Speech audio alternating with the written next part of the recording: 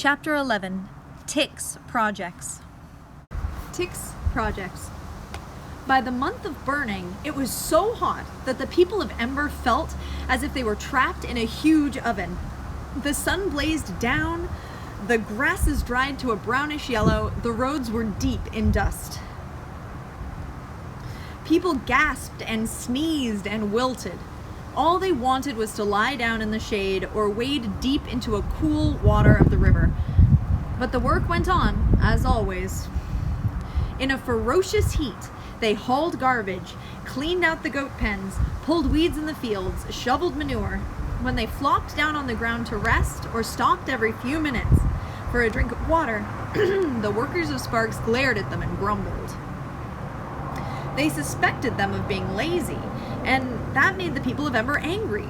Resentment increased on both sides, until any little accident could flare up into a fight. At the Pioneer Hotel, the mood grew more and more grim. At first, it had been rather fun to live there, especially for the smaller children, who explored the hidden corners of the huge old building, held races in the long corridors, and played colossal games of hide and seek. Lizzie Biscoe liked going to the ladies' room on the ground floor, where there was still a large fragment of mirror attached to the wall. She could see almost her entire self in it, which pleased her on the days when she had just washed her hair in the river or found a bit of colored cloth to use as a ribbon.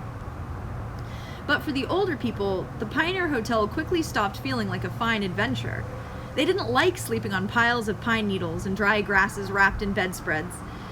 It annoyed them to have to go to the river for water and to have no indoor bathrooms, only bathhouses, or only outhouses full of bad smells and spiders.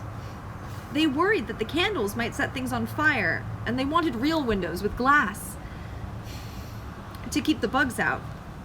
Almost 2 months had passed since they'd arrived in Sparks. In about 4 months, they would have to leave. If they didn't like living in the hotel, they knew they'd like even less to start from nothing somewhere out in the wilderness.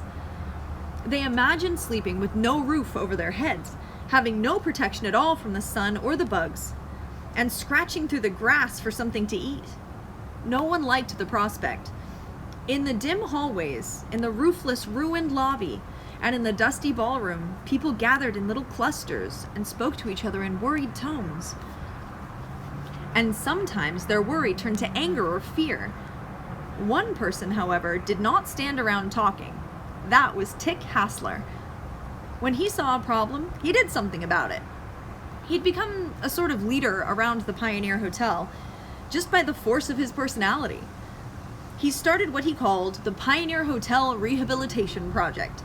He explained his ideas to anyone who would listen, and the way he explained them made them seem instantly exciting and fun. "Here's what we'll do," he said, the night he announced the first project. It was late evening of a very hot day, nearly dark, and a few people were still sitting out on the steps of the hotel, hoping for a cool breeze. Tick never seemed much affected by the heat. Everyone else was disheveled and sweaty by the end of the day, but Tick always managed to look neat. His hair combed so flat it looked almost polished, his bare arms and legs smooth and brown. His clothes, a plain black t-shirt and black shorts, never worn or stained. He wore his sunglasses almost all the time, and they gave him a commanding and slightly mysterious look. Dune was there the night Tick announced his first project. It was a relief after a hard day to be part of a group of people who were easy with each other, a group with a common purpose. Several of Dune's classmates from the Ember School were part of it, and some boys who had been cart pullers with Tick, and quite a few others. There were some girls too. Lizzie was always somewhere around Tick, listening eagerly as he talked, or trotting off on an errand of some sort for him. She had stopped wearing the black scarf that signified her mourning for Looper. "I've been sad long enough," she told Dune. "Besides, Tick doesn't think black looks good on me." Now she wore her sunglasses all the time.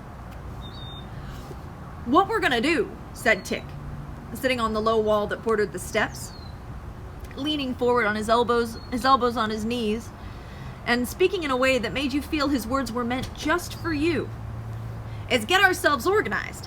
There's a lot that needs to be done around here. People nodded. The first thing we need, Tick went on, is a gathering place, like the Gathering Hall back in Ember. And what's the perfect spot for it? He held out his hands, palm facing the sky, waiting for an answer. No one spoke. This field, of course. He swept an arm out, taking in the whole of the big field in front of the hotel, with its rough, weedy ground, scrawny trees, and chunks of concrete and other rubble. We're gonna clear it out. We're gonna make it into a grand plaza, better than the one in the village. We can have meetings here with our leader speaking to us from these steps. We don't have a leader, someone said. But we will someday, once we decide who's best for the job, Tick said. I'm gonna start in on it tomorrow. Who wants to work with me? And although they had already worked a full day, nearly all of them flung their hands up and volunteered. Dune did too. It wasn't so much that he wanted to clear the field and make a plaza. He wasn't sure they really needed such a thing. After all, they'd be leaving here before long, but he wanted to be part of this. He didn't want to be left out. The project got off to a great start. 20 or 30 people were out there every evening, pulling up weeds, digging out rubble, and hacking down trees. Tick was always there, working twice as fast and hard as anyone else, and telling them all what terrific progress they were making. It was hard work, but somehow it was fun, too. Then one night, Tick called everyone together and announced he had a new idea. We won't stop working on the field, he said, but I'm going to take a team out to start on another project. We need to build a platform out over the river. It'll get us out towards the deeper part where we can swim and catch fish and maybe even launch a boat someday. There might be lots of places to explore besides this one. Who wants to work with me? Of course, everyone wanted to switch over to this new project. It sounded much more interesting than clearing the field. And besides, people wanted to be on the project Tick was working on. So a great many of them started helping with the new platform. The dock, Tick said it was called. They ripped boards off the old storage sheds behind the hotel. They piled up rocks on the river to make supports. The field project slowed way down. Hardly anyone was working on it anymore. And as the weeks went on, Dune began to see that this was how Tick's projects went. He would have an idea and get everyone excited about it. They'd start in to work. After a while, Tick would have an idea for a new project, and everyone would follow him to that one. Well, the old project withered away. What Tick seemed to like was the thrill of something new, and the power of being a leader. This slightly dimmed Dune's admiration for Tick, but no one was perfect after all. Tick had far more energy than most people, and far more ideas, even though they weren't all good ones. In addition to helping with Tick's projects, Dune had plenty of his own projects to keep him busy. In the early mornings, he helped Clary with the garden she'd put near the river. He was working on a way to make water easier for her. He'd seen a pump the villagers had constructed, which used the river's currents to push water out into the channels that watered the fields. This pump was fairly simple. A deep hole in the riverbank with an arrangement of valves and pipes at the bottom. He thought he could figure out how to make one. In the evenings, by the last of the daylight, Dune read. He was choosing books from the room in back of the Ark every few days now. His choices at first were pretty random. He just grabbed whatever he could reach. But then he'd had a great idea for bringing some sort of order to the vast collection. One day, when he got back to room 215 after work, he'd found Edward Pocket standing by the window, frowning at the sky. Edward looked unhappy. His gnarled hands were tightening into fists, and his mouth was bunched into a tight knot. "Are you all right?" said Dune. "Oh, I'm fine," said Edward. "I just love sitting around all day doing nothing." "You're bored," said Dune. "Yes!" Edward cried. "Yes, yes, yes!" He raised both hands and grabbed wads of his frizzled gray hair and stretched his mouth into a mad grin. "They say I'm too old to work, but I'm not ready to freeze up and die. Ugh. I don't want to spend my days chatting or sleeping." He said the words with contempt. Contempt? What am I supposed to do with myself? And of course, Dune had the answer. It was so obvious he didn't know why he hadn't thought of it before. I know exactly what you can do, he said, and he told Edward Pocket about the books. Now Edward spent all the daylight hours in the book room, sorting and organizing and arranging the books. He often picked out ones he thought Dune would like and brought them back to the hotel. In this way, Dune learned about bird migrations, cowboys, basketball, whales, mountain climbing, Egyptian history, dog training, French cooking, car repair, and dinosaurs, among other things. Edward even found a book called Science Projects, in which there was an experiment that made electricity.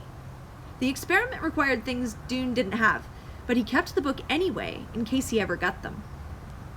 You never knew what was going to turn up in the loads the roamers brought to town. In the meantime, Tick carried on tirelessly with his projects. The dock never did get built, but it kept getting torn apart by the river's current. But the other project succeeded. One of Tick's ideas was to hoist the flag of Ember over the Pioneer Hotel. Lottie Hoover, who had worked in one of Ember's city offices, had rolled the flag up and tucked it into her bag just before she rushed into the pipeworks to leave. Dune didn't really see the point of flying Ember's flag over the hotel. Everyone knew it was the people of Ember who lived there, but he helped with the project, sawing the limbs off a tall, thin tree to make a flagpole. Soon the flag of the city of Ember, deep blue with a yellow grid, flapped over the Pioneer. "Beautiful," said Tick, gazing up at it. He turned to the people gathered around him. "We have to show them," he said, "that we're proud of being the people of Ember. They all have the advantages right now. They control the food, they control the work teams, they're taller than we are and stronger, but we can't let any of that matter. If we want them to respect us, we have to respect ourselves." Several days later, as Dune was walking through the plaza, he noticed the flag was also flying from the tower of the town hall. Or that a flag was also flying from the tower of the town hall.